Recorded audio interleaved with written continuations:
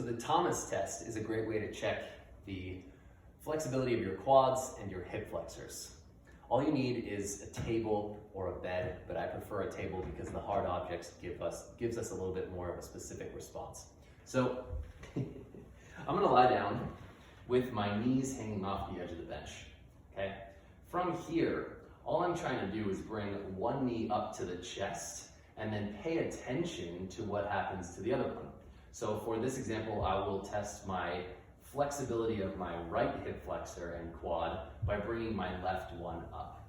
Now, as I pull this in, it's going to start to modify some things, and I'm looking for any change that's happening on this right side in the thigh to table connection or the knee extending. Based upon what I find, I will have an answer specifically on what is tight.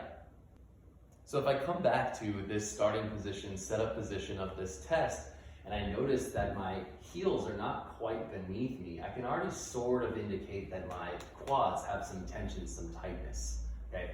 You will notice, based upon what you're feeling, if there's any discomfort in the low back, that may be an indication that we have some anterior chain tightness as well.